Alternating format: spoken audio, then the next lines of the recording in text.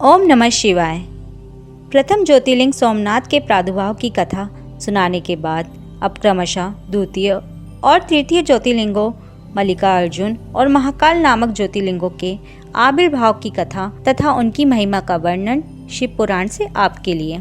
सूत जी कहते हैं, महर्षियों, अब मैं मल्लिकार्जुन के प्रादुर्भाव का प्रसंग सुनाता हूँ, जिसे सुनकर बुद्धिमान पुरुष सब पापों से मुक्त हो जाता है। जब महाबली तारक शत्रु शिवा पुत्र कुमार कार्तिकेय सारी पृथ्वी की परिक्रमा करके फिर कैलाश पर्वत आए और गणेश के विवाह आदि की बात सुनकर क्रौंच पर्वत पर चले गए।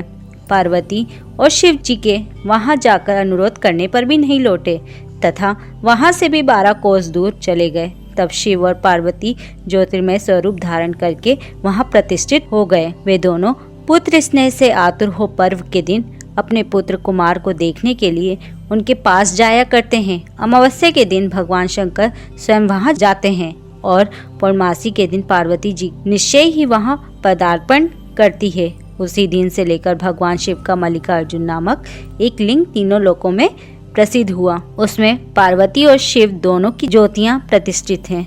मल्लिका का अर्थ पार्वती है और अर्जुन शब्द शिव का वाचक है। उस लिंग का जो दर्शन करता है वह समस्त पापों से मुक्त हो जाता है और संपूर्ण अभिष्ट को प्राप्त कर लेता है, इसमें संशय नहीं है। इस प्रकार मल्लिकार्जुन नामक द्वितीय ज्योतिर्लिंग का वर्णन किया गया, जो दर्शन मात्र से लोगों के लिए सब प्रकार का सुख देने वाला बताया गया है। ऋषियों ने कहा, प्रभु, अब आप विशेष कृपा करके तीसरे ज्योतिर्लिंग का वर्णन कीजिए। सूत जी ने कहा, ब्राह्मणों, मैं धन्य हूँ, कृत्य हूँ जो आप श्रीमानों का संग मुझे प्राप्त हुआ। साधु पुरुषों का संग निश्चय ही धन्य है। अतः मैं अपना सौभाग्य समझकर पाप नाशनी परम पावनी दिव्य कथा का वर्णन करता हूँ। तुम लोग आदर पूर्वक सुनो।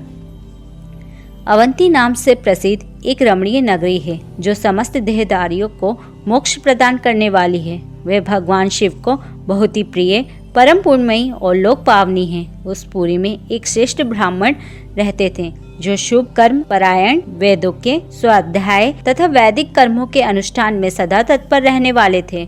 वे घर में अग्नि की स्थापना करके प्रतिदिन अग्निहोत्र करते और शिव की पूजा में सदा तत्पर रहते थे। वे ब्राह्मण देवता प्रतिदिन पार्थिव शिवलिंग बनाकर उसकी पूजा किया करते थे। वेद प्रिय नामक वे ब्राह्मण देवता सम्यक ज्ञान अर्जन में लगे रहते थे, इसलिए उन्होंने संपूर्ण कर्मों का फल पाकर वे सद्गति प्राप्त कर ली, जो संतों को ही सुलभ होती है। उनके शिव पूजा परायण 4 तेजस्वी पुत्र थे। पिता माता से सद्गुणों में कम नहीं थे। उनके नाम थे देवप्रिय, प्रियमेदा, सुकृत और सुवडर। उनके सुखदायक गुण वहां सदा बढ़ने लगे। उनके कारण अवंती नगरी ब्रह्मा तेज से परिपूर्ण हो गई थी। उसी समय रत्नमाल पर्वत पर दूषण नामक एक धर्मद्वेषी असुर ने ब्रह्मा जी से वर पाकर वेद, धर्म और धर्मात्माओं पर आक्रमण किया। अंत में उसने सेना लेकर अवंती के ब्राह्मणों पर भी चढ़ाई कर दी। उसकी आज्ञा से 4 भयानक दैत्य चारों दिशाओं में प्रलय अग्नि के समान प्रकट हो गए, परंतु वे शिव विश्वासी ब्राह्मण उनसे डरे नहीं। जब नगर के ब्राह्मण बहुत घबरा गए, तब उन्होंने उनको आश्वासन देते हुए कहा, आप लोग भक्त वत्सल भगवान शंकर पर भरोसा रखें। यूं कहे शिवलिंग का पूजन करके वे भगवान शिव का ध्यान करने लगे।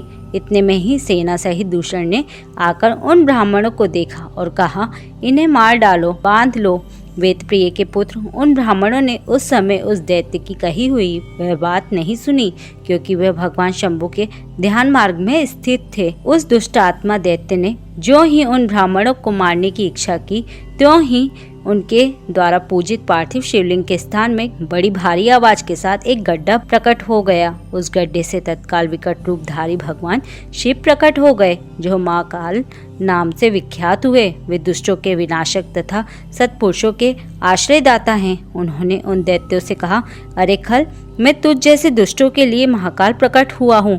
तुम इन ब्राह्मणों के निकट से दूर भाग जाओ। ऐसा कहकर महाकाल शंकर ने सेना सहित दूषण को अपने हुंकार मात्र से तत्काल भस्म कर दिया। कुछ सेना उनके द्वारा मारी गई, कुछ भाग खड़ी हुई।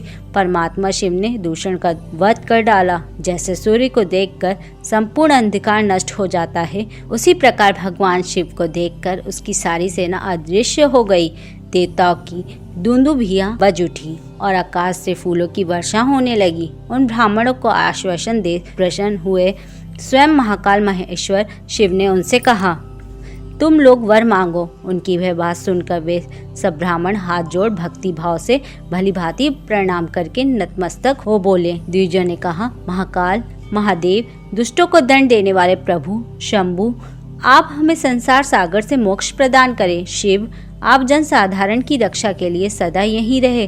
प्रभु शंभु, अपना दर्शन करने वाले मनुष्यों का आप सदा ही उद्धार करें। सूत जी कहते हैं, महर्षियों, उनके ऐसा कहने पर उन्हें सद्गति दे भगवान शिव अपने भक्तों की रक्षा के लिए उस परम सुंदर गड्ढे में स्थित हो गए। वे ब्राह्मण मोक्ष पा गए और वहां चारों ओर की एक एक कोस भूमि लिंग रूपी भगवान शिव का स्थल बन गया।